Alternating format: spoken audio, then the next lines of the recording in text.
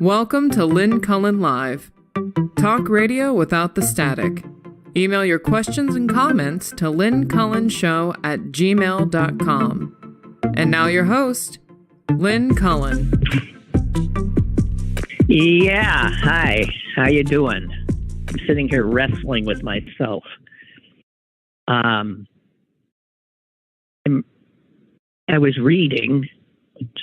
Surprise there. I spend my life reading. I was reading a review of a book, and it was written by a guy who I share something with. If I said shared in common with, that would be redundant, right? Because that's why I paused. Okay. That I share something with. And that was a feeling of omnipotence. No, not omnipotence. Jeez. Excuse me. A feeling of incompetence. quite the opposite. Not technically totally the opposite, but incompetence is what I was talking about. Certainly not omnipotence.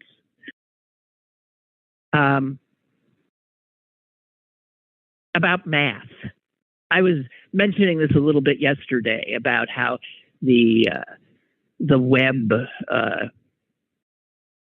web pictures from the universe are just so they unsettle me, and things having to do with mathematics, which then of course bleeds right into science. Just not my strong suit throughout school. Although something odd happened at one point in my education, and I still haven't been able to figure it out. But when I struggled with algebra, I was fine when it was just arithmetic. I liked arithmetic. Adding, subtracting, multiplying, and dividing. Once it started getting into those kind of problems, if a train is traveling, my head started doing what it does when I look at pictures of the universe. It started going in circles. And yet, when I think it was 10th grade, I encountered geometry, which I didn't even, the fact that I had to buy some tools for a math class, to me, the only tools you needed for math was, a pencil, a paper, and an eraser. And then we had to go buy two things. One was called a protractor, and I forget what the other one was called. What's the one with where you can draw circles? Is that the protractor? You see? Do you see? I can see them in my mind's eye. I just don't know what the hell they are. And I couldn't understand what the heck that would have to do with arithmetic. But on the first day, we had a test of some sort.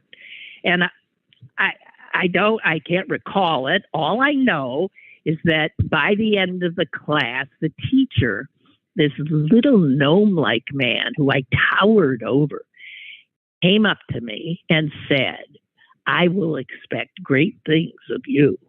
And I remember looking down at him and saying, "You will?" And he said, "You scored really well." And this is essentially tells me who's got the aptitude. Well, I proceeded to, that was the first class I ever almost flunked. Now, there's a lot of reasons maybe for that. He set the expectation so high, I just panicked and checked out. That's also the time when you're becoming a young woman and young women were not supposed to be good at math. So maybe there was that thing that unconsciously was going. I have no idea. Needless to say, geometry, oh my God. So here's what I want to get at. I saw a headline. It was a book review, and it says, "Taking a Second Stab at High School Math." And it's written by a handsome guy, Alec Wilkinson, who is a writer. And in fact, a long-time writer. It's how he's made a living. And he's written for like really good publications like The New Yorker. So we know he's a really good writer. But he does not write about math because he had the same relationship to it throughout his life as I. But he decided that it would be interesting if now, as a fully grown, fully realized, and successful person, were to revisit that area of cerebral endeavor that he had failed so consistently at, which didn't go along with his normal success in the academic world. He wanted to see if the confusion he felt as a teenager was really because there's something in his brain that was simply incapable. He wanted to see if it was, some kind of defect. Right brain, left brain kind of thing, something where he literally just couldn't. Or if it was his, whatever, a lack of discipline, he wanted to revisit. And he did, and this is the book. The book's called A Devine Language, Learning Algebra, Geometry, and Calculus. By the way, I don't even know what calculus is. At the edge of old age. Oh, he's younger than me, because I'm not on the edge of old age. I'm on nearing the other edge. I'm on the edge of death. So I read this and thought, aha, this is what I should do. Do you think I should? I'm asking. I think I should go to a bookstore, an independent bookstore, and I should look in the section where they have, how-to-ish kind of books for kids. I want to get like Introduction to Geometry and a workbook or algebra. I was thinking actually I'd start with algebra because that's probably more interesting to me. I'm still freaked by the protractor and that kind of whatever that compass. Is that what that was? Okay. Anyway, and I was thinking I would do that, and it would require me to exercise the part of my brain that I have let grow absolutely flaccid. I mean, there is nothing going on in it. I even have trouble now multiplying and dividing. So, isn't that what they say you should do? To exercise the part of the brain that, could use some. My constant reading and playing of word games is not making my head grow. It's just satisfying my ego because I'm really good. This would be something that I'm really bad at. And so it might be hard to stick with it. But I'm wondering, I think I should, because I can't do Sudoku because it's numbers, but that is what I should do.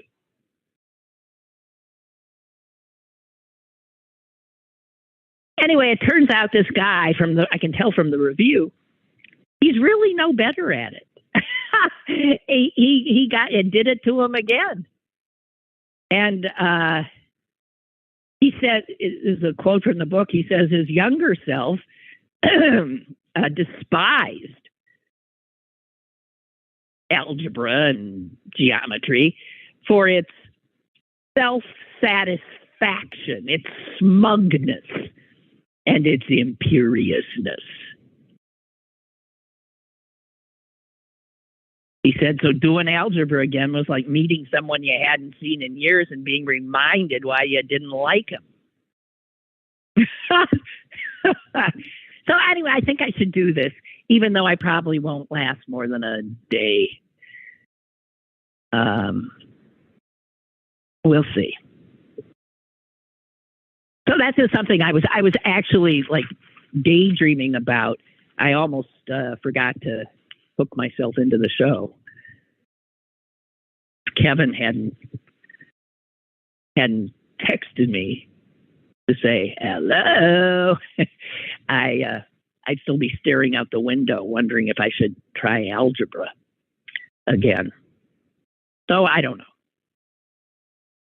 Hey, good morning. I don't know if I said that. It's July 14th. Oh, God.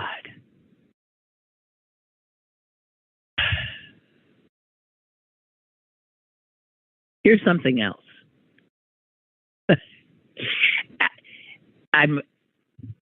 Oh, Barbara, thank you. That is the other thing I wanted to talk about. Because when I was thinking of having to buy a protractor and a compass, right? Even though it's not like the compass that tells you that north is north.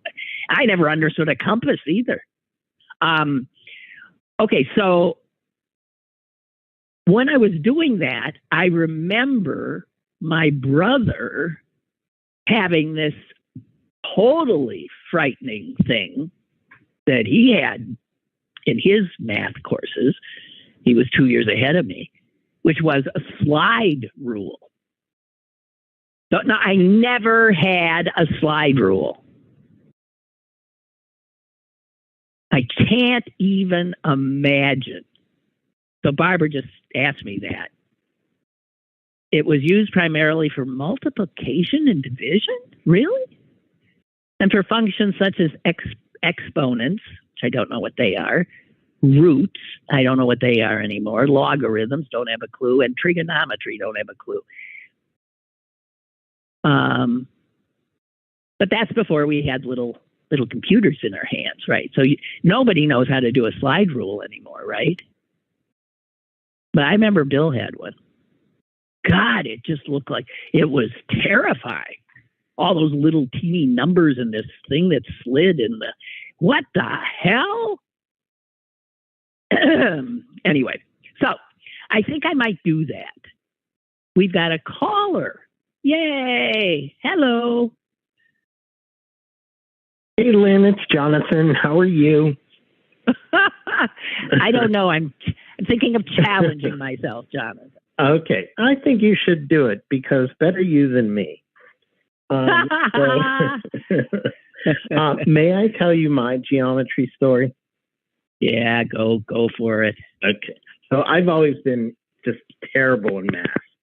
But for me, I know where it started. It started in third grade in Mr. Mises' class. In the workbook, there were two drawings. One was a pile of bricks and one was a pile of feathers. And it said, which weighs more, a pile of bricks or a pile of feathers? And of course, it was, I'm sorry, which weighs more, a pound of bricks or a pound of feathers? Yes, or a pound of feathers, right. Yes. Well, of course, a pound of bricks. I said, no, and poor Miss Denise, she was trying, no, Jonathan, a pound is a pound. But the drawings were the same, Lynn. And, so there were as many feathers as it didn't look like in order to do a pound of feathers, you would have had to take up the whole page. The next page. Yes. Yes, those jerks. But anyway, so fast forward to my second year of high school in geometry class. And this teacher, when she would ask a question, she made you stand up to answer. Oh, God. Well, as per usual, I was daydreaming. I wasn't listening, and I heard, Jonathan. So I stood up, but I didn't hear the question. And my friend Alan, sitting next to me, kind of cupped his hand over his mouth and said, triangles. So I confidently said, triangles. No. And it was like in the Charlie Brown cartoons. Yeah. Ha, ha, ha, ha. The class was laughing and laughing. It turns out she had asked me what the square root of 9 was. And so she proceeded to scold the class, saying, don't laugh at Jonathan. You should feel sorry for him. He doesn't understand math. So, standing there, crimson red. Oh, and I looked down at Alan. Poor guy. Yeah, well, Alan didn't know I didn't hear the question. He was just joking around, and his face was in his hands. He felt terrible, but I'll never forget it. That did it. That was the end. Hey, by the way, is the square root of 9 3? Yes. Yeah, I know that. Woo! Yeah. Woo! I can't believe I even know what a square root is. A funny addendum to that story, or funny to me. Yeah. A few years ago, I went to a Pirates game with some friends, and we went to dinner beforehand. And I told them that story about the pound of feathers, pound of bricks. And during the game, they had one of those little between innings where a guy was in the stands and asking people questions, and he asked a question, for a prize, which weighs more. And I don't know what it was, this many baseballs, or this many, whatever. And they were both, 100 pounds of this or 100 pounds of that. And my 3 friends were looking at me. I didn't see them looking at me. And I turned to them and I said, well, obviously it's 100 pounds of whatever would weigh. Yeah, they so still after all those years, I was getting. Oh God! So are you? I bet. Are you a Jeopardy fan? Yes. You are. Okay. I thought you might be, because you're okay. I just want to say I have. I think I've finally fallen off the Jeopardy train. Well, I don't watch it as much as I used to. Well, the final push is, I tuned in, I think it was like a week ago or something, and whatchamahookie was on? Pat Sajak and Vanna White. Oh, yeah, they switched them. They switched! So Jeopardy now is at 7:30, not 7. Well, I got news for Jeopardy producers. Or, no, WPXI schedulers, right? That's who did it. They lost me. Why? I'm set in my ways.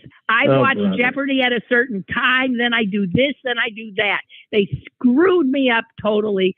Screw them. I don't want to watch it. Anyway, I was starting to fall away because I can't stand all these constant winners and Mayim, whatever her name is. I'm not a fan of her hosting. I like her. I like her as an actress.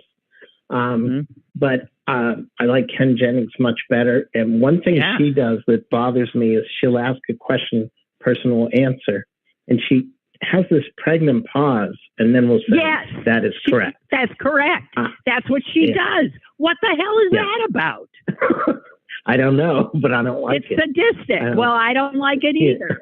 Screw her. It is sadistic. So by the way, Rob Owen in his TV column, somebody wrote in about the time change, and he said that it falls in line with what most stations do across the country, because it's a strong lead into the network coming in at 8. Yeah. Exactly. Okay. Well, sorry then, PXI. You shouldn't have created the schedule that I now, and anyway. Hey, what made me think of it? Well, I know. Well, what made me think of it is the New York Times again, right on the opposite side of let me just say this: the New York Times publishes this little squib that on Jeopardy. It says Jeopardy clue of the day every day, and sometimes it's the final Jeopardy thing, but and then it gives you the answer to yesterday's if that's all you're playing. So I'm not. Do you want to know what the clue of the day is? You haven't. I don't want to ruin Jeopardy for you. No, sure. Here it is. See, I think it's easy, and I'm guessing. I don't know the answer, pressure. But it's one of. No, I know. I'm not. You know how you just sort of think. Well, here we go. The heading is the 20th century, which, granted, is a very large category.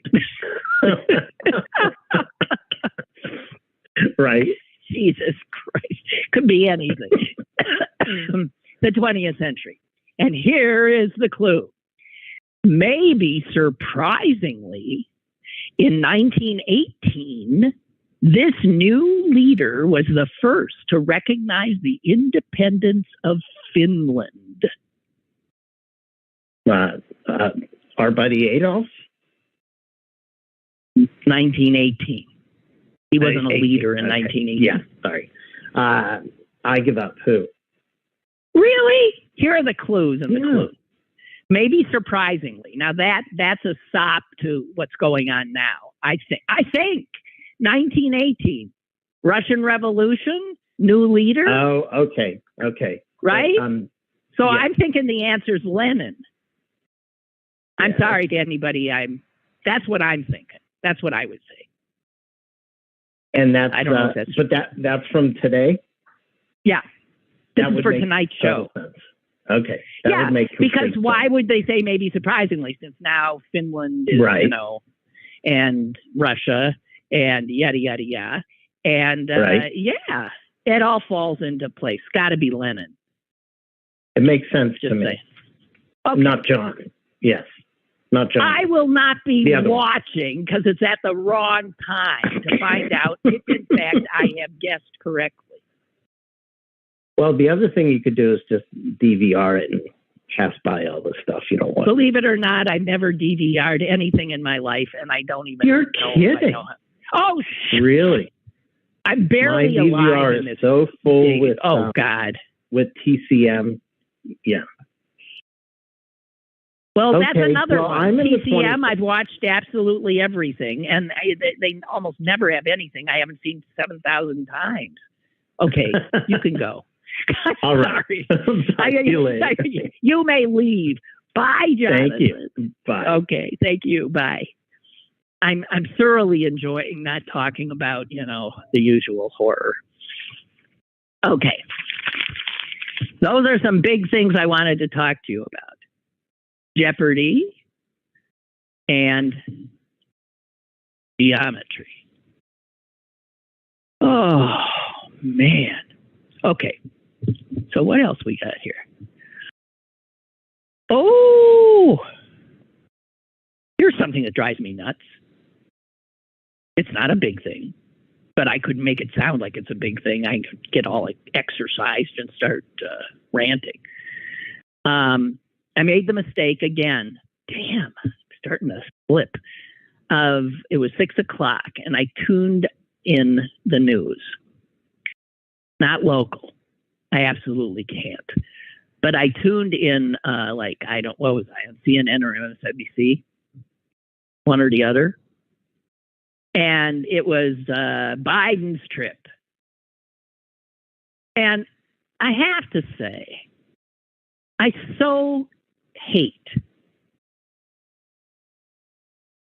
the mainstream television news. Cable and broadcast. I just hate them. Now, I don't know if that just sort of, that visceral hate makes me overreact. like hate itself might be a little bit of an overreaction, since sometimes they do a good job. But here's the thing. I don't know the proper way to cover this stagecraft that goes on. The president flies all the way over there to the Middle East, first to Israel, because first you'd have to go to Israel. You can't do Saudi Arabia first. And then there's all the difficulty with Saudi Arabia and yada yada and Khashoggi, and then they're out of the 11th century and all this kind of stuff. But they got oil, and then Israel itself is such an what a problem. So there's a lot to talk about, I suppose. But I swear to God, I checked and turned the channel to see if the others were doing the same thing. They were talking about making such a big to-do about whether or not Biden would shake the Sheikh's hand, because he'd shaken the hands of Netanyahu and had touched some Holocaust survivors at Yad Vashem, even though his aide had said before he left that he was going to try to avoid contact because of course, COVID. But really, what these brilliant folks were telling us is that was just an excuse so he wouldn't have to shake the Sheikh's hand. Say sheik, I say sheikh, the prince, whatever the fuck that murderous son of a bitch's name is. Now, I don't know. All that is stagecraft. That is not substance. That is, on the one hand, if this has any standing, it is Biden trying to avoid the photo op of his hand touching the hand of this murderer, this blood-stained hand of the murderer. On the other hand, there he is. They're going to have pictures together. What's the big deal about whether or not they touch fingers? You would have thought, well, maybe you came upon this yourself. So I just have to say, this is the kind of thing which they love because it's easy. It allows them to appear as if they're doing their work, when in fact, they're distracting everybody with this silly thing, this bright, shiny object, I guess. Because to get into what maybe informed people should know, like what's really going on right now, what really is the status of Israel and the United States, and this, there's a lot of things, meaty stuff.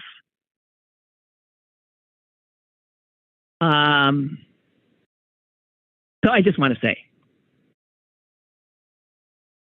man, this story will continue, of course, right? I don't know. Is he in Saudi Arabia yet? I don't know. Has he shaken his hand? The whole world is standing with bated breath.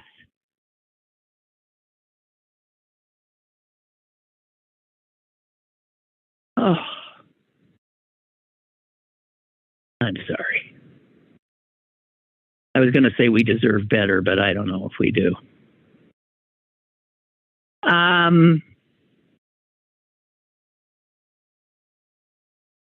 I want to share with you an obituary, which just blew me away in terms of how life can take us places that we did not expect. How one person's life can be filled with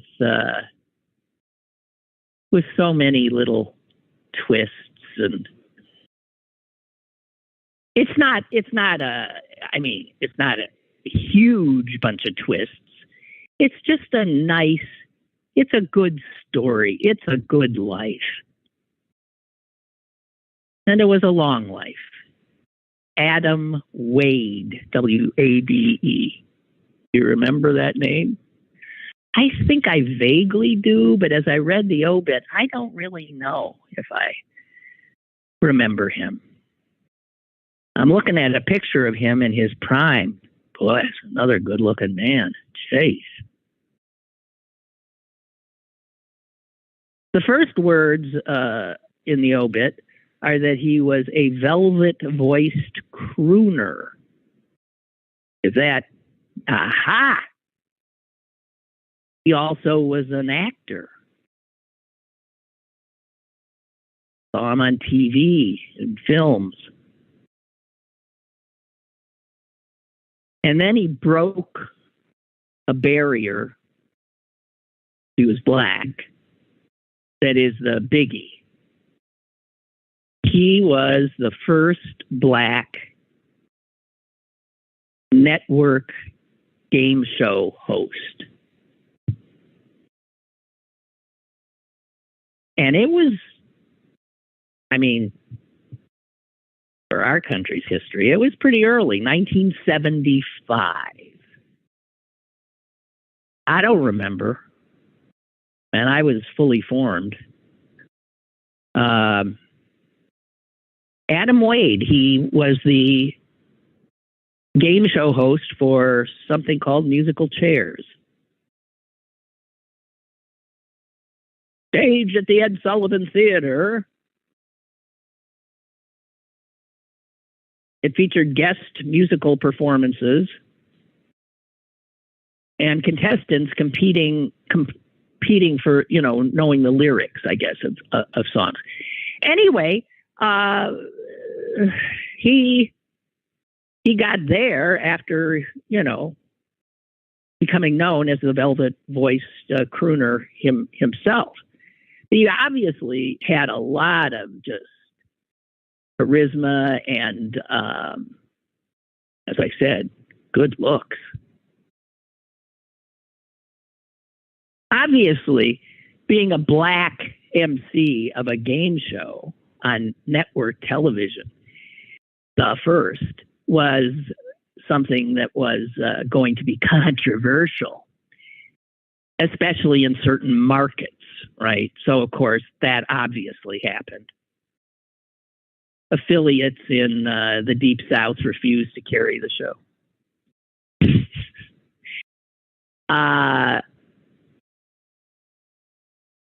He, in fact, got a letter from some guy from Alabama, which told Wade, I don't want my wife sitting at home watching a black guy hand out the money and the smarts. There it is. Wow. Wow. Because my little white self just can't handle it. You can't have black people being smarter than me, having money. You can't. What does that do to my self-esteem?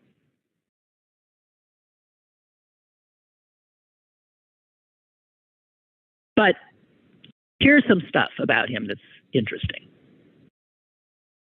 He was born here in Pittsburgh. 1935. He was raised by his grandparents. His grandfather was a janitor at the Mellon Institute. The Mellon Institute of Industrial Research. That's Carnegie Mellon, part of Carnegie Mellon now. That's probably, isn't that the building on Fifth Avenue, I would think, with all the pillars that they shot part of Silence of the Lambs in, I think. Anyway, so his grandfather was a janitor there. He got to Virginia State University on a basketball scholarship His dream at the time was being a member of the Harlem Globetrotters. You know, you see how people's dreams are hemmed in by what they perceive as their possibilities.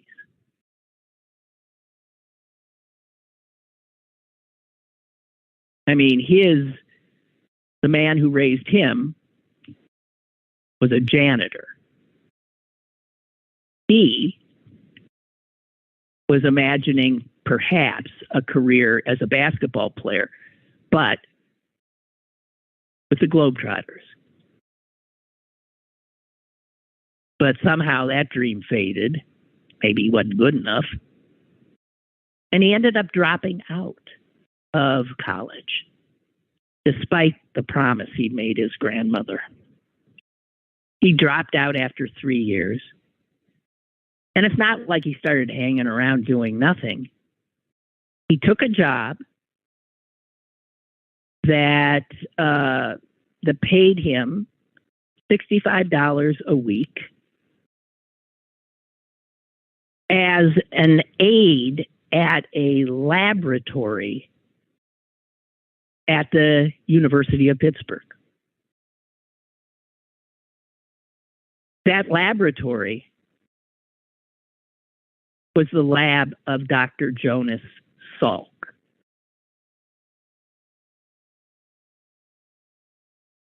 So gone were the dreams of basketball, but here he is working with Dr. Jonas Salk. And don't know if he was working on the polio stuff by then, but I'm going to say he was maybe then 20 years old, which brings us to 55.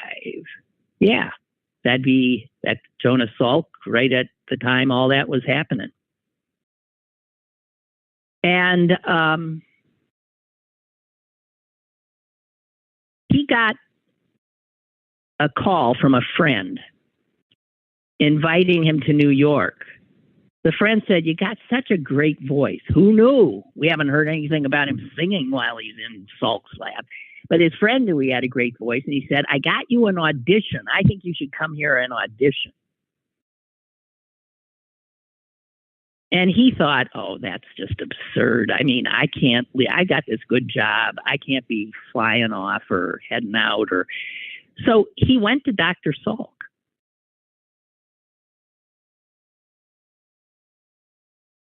I'm telling this wrong. God dang it. He did go off for the audition. And he wowed him. He was offered a contract by a recording company, Co-Ed Records. Then he goes to Dr. Salk and said, "I just don't know what I should do. I've got this good job here with you. I just don't know." And here's what he told the New York Times at the time. Dr. Salk told me, here's what Dr. Salk told the New York Times. Jeez. He told me he had this opportunity. I told him he must search his own soul to find out what is in him that wants to come out. Well, I don't know. Salk sort of passed the buck there, but I guess that is the right advice. I'm not sure. Well, obviously, he searched his soul and decided, I'm going to go for it. And he very quickly rose.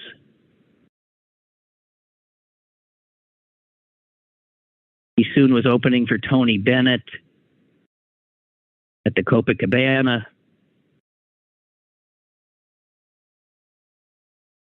And then he had 3 consecutive Billboard Top 10 hits in a single year. Here they are. See if you remember them.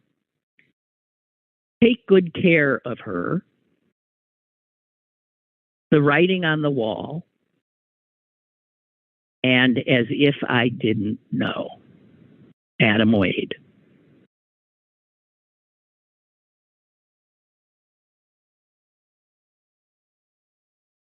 Later on in life, he was asked, what are you most proud of in this? You know, you've done so many different things, and you succeeded at all. What is the biggest success? He said the thing that he was most proud of is that 40 years after dropping out of college, he went back to fulfill the promise he had made to his grandmother. So in his 60s, he went back, earned a bachelor's degree, and then went on to a master's in theater history and criticism. And then went on to an entirely different career. He taught speech and theater at Long Island University and at Bloomfield College in New Jersey.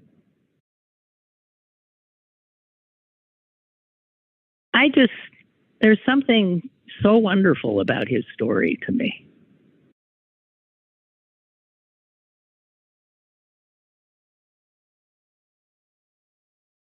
I hope he's as nice a guy as he looks. It's just a nice story. So that was the obit.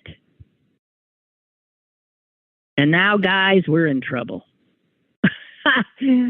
I told myself before I did the obit, don't do the obit yet.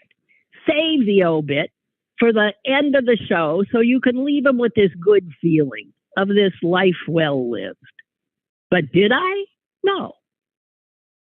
Oh, Benjamin has a correction. Mellon Institute is the building on Fifth Avenue. However, Silence of the Lambs was shot at Soldiers and Sailors?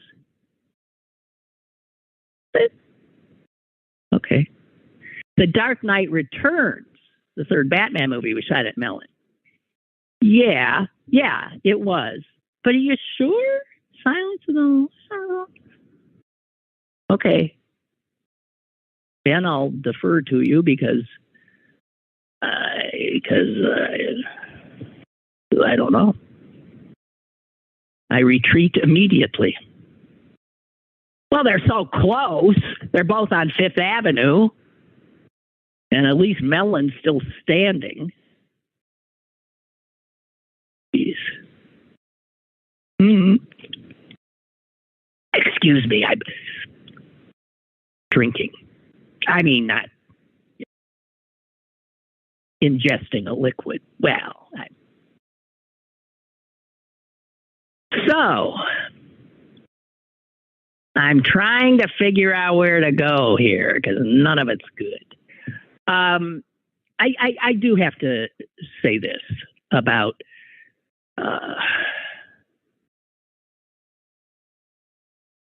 the 10-year-old, the child who was raped and then impregnated.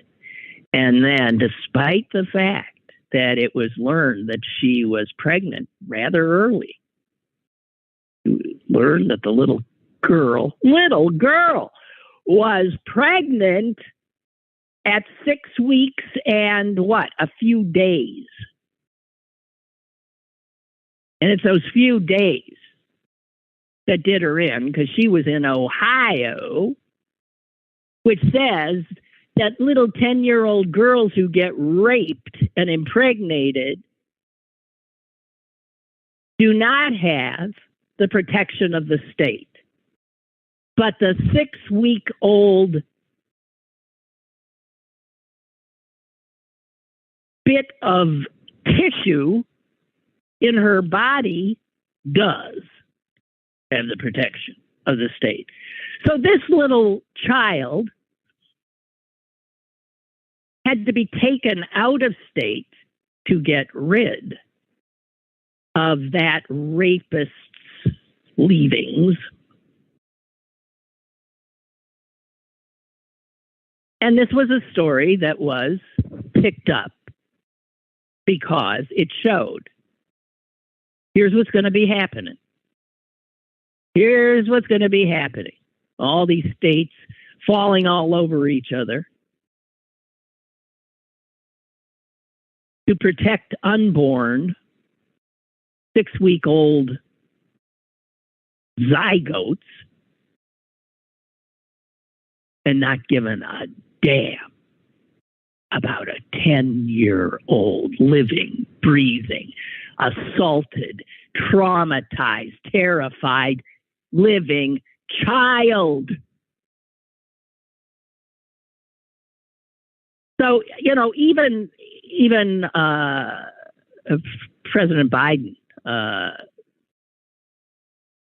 was appalled by it and said something about it. A 10-year-old, he said, 10 years old, raped, 6 weeks pregnant, forced to travel to another state, 10 years. I mean, because he reacted like any person would react. Then it turns out that because they weren't naming the child, rape victim child, and people were actually protecting her privacy.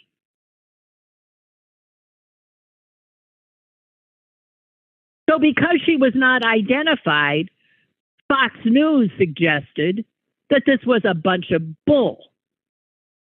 This was a bunch of crap story that all the pro-choice people had dreamed up. The Wall Street Journal.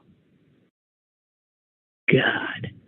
The Wall Street Journal, no less, also chimed in. Let me find it for you. It's just disgusting. They chimed in and said, the abortion debate is intense and passions run high. But the American people deserve better from their president than an unproven story designed to aggravate passions. And they went on jumping on him. By the way, this was an opinion piece with a big banner headline that said, an abortion story too good to confirm. So because they couldn't confirm it, they let their readership think it was a lie. They went on to say that Biden giving his presidential seal of approval on an unlikely story that neatly fits the progressive narrative. But the Attorney General of Ohio, a jerk named David Yost, he shows up on Fox News and says, we have absolutely no awareness of this, also suggesting it didn't happen. He went on to say, when stuff like this happens in my state, I know about it. This didn't happen.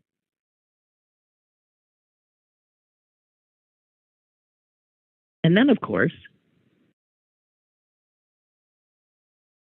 an arrest gets made.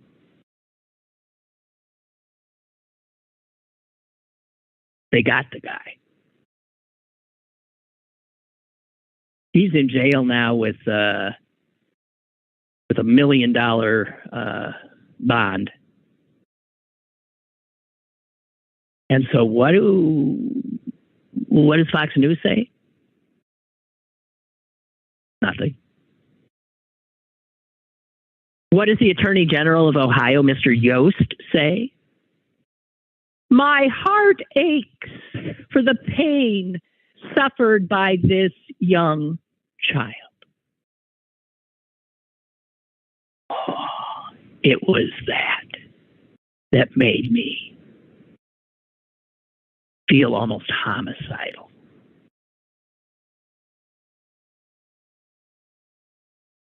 This is the guy. And all the others who are as much a part of the pain suffered by this child as the rapist. His heart breaks for the 10-year-old child. Oh, yeah. Sure. That's why if this were to happen every day of the year in Ohio, all of those 10-year-old girls could not be helped, would be forced by Ohio law to carry that rapist's child to endure pregnancy. A 10-year-old!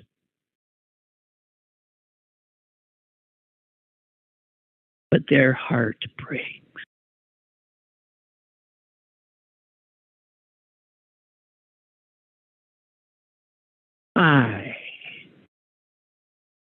I find these people so reprehensible, I can't even begin.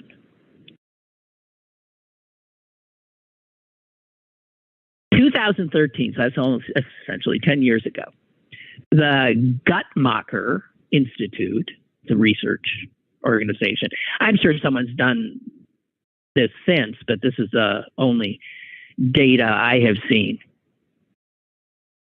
In 2013 in this country, over 7,000 girls, 14 and younger, were pregnant. 7,000. The percentage of those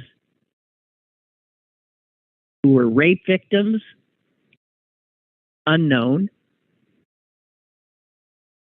Half of those pregnancies were terminated through abortion.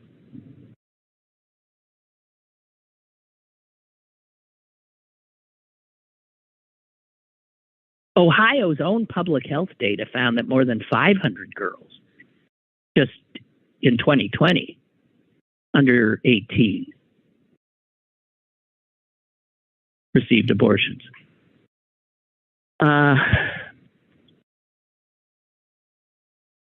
The impact here on these bans is huge. The Post-Gazette had a story this morning, and I believe the number I saw, it's amazing, was that the case count here at the providers here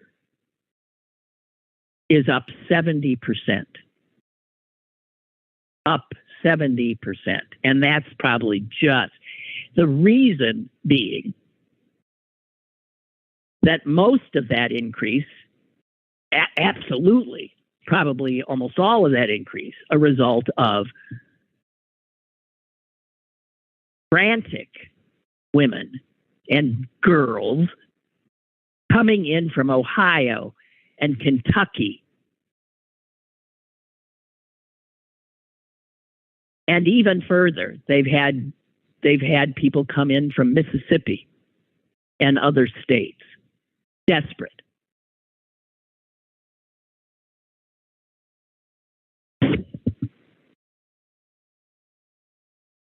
Incredible.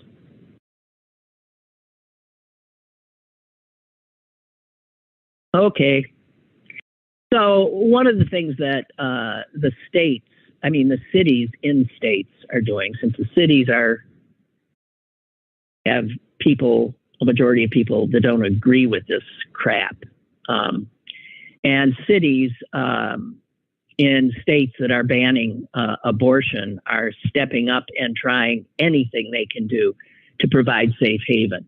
And one of the things they're doing, and I think New Orleans was the first city to actually come right out and say it.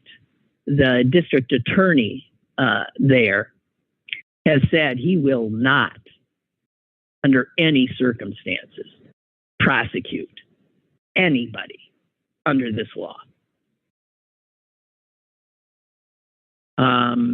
And I know the Pittsburgh City Council has 3 bills before it, which I guess will be voted on.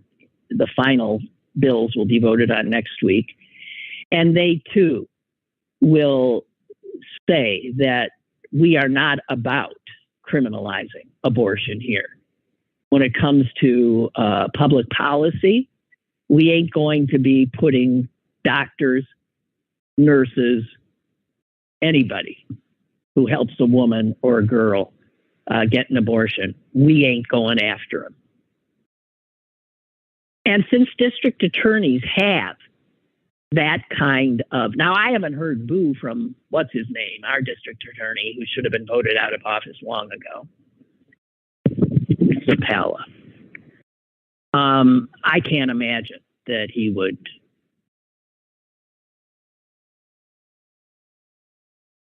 Here's a district attorney in Indianapolis, Ryan Mears. It's a quote. I wanted to be a prosecutor to help people, to have an impact on public safety. And these laws do nothing to further those goals. And so even though he faces election in November, and he's been getting all kinds of you can imagine what, it's a Republican state, God knows. And he said, I think this is a reminder that a prosecutor's office can serve as a real check on the power of the state. People go to the doctor's office because they need help. And I can't tell you that in 20 years, I do not want to be known as the person who locked up a bunch of doctors.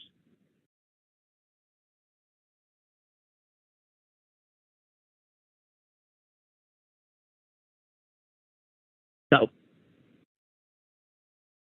this is just the beginning of what this Supreme Court decision has unleashed. Such trauma, such extraordinary trauma, and pain and death.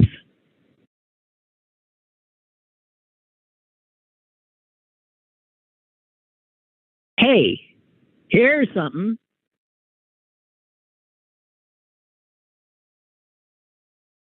The tweet.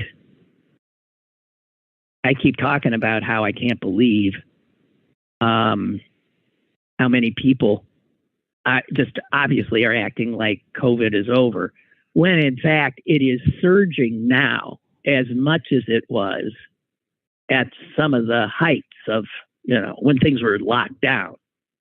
We just have decided we can't do that anymore. But as I was saying, as an individual, that doesn't mean you can't make wise choices. As I walk around in my life, I see most people are not making wise choices.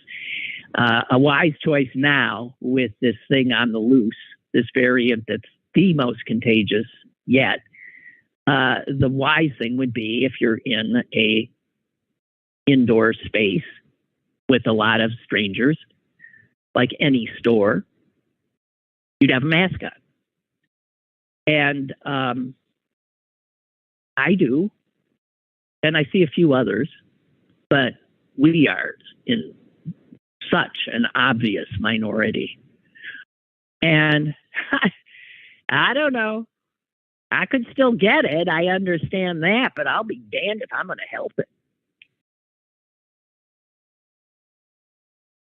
So a doctor, a guy who's an emergency room doctor, tweeted this out yesterday.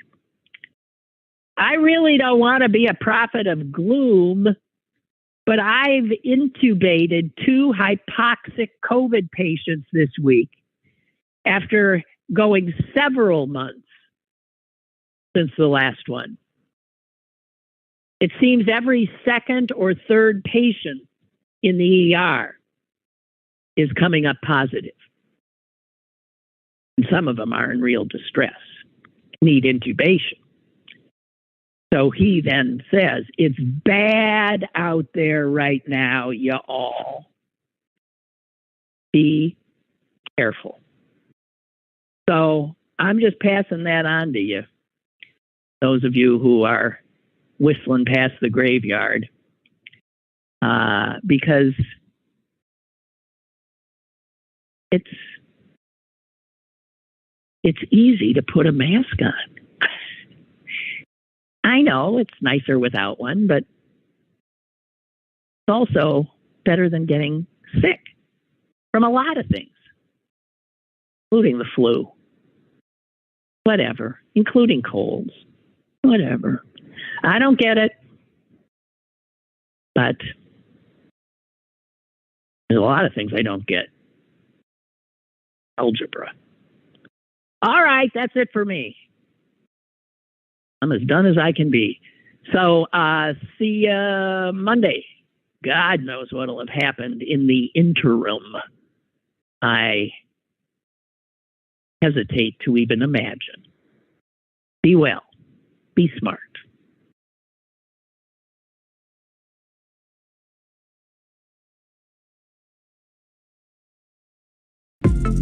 Lynn Cullen Live, Monday through Thursday from 10 a.m. to 11 a.m. and archived at pghcitypaper.com. The opinions expressed on Lynn Cullen Live are those of the host and do not necessarily reflect the viewpoints of Pittsburgh City Paper or its advertisers.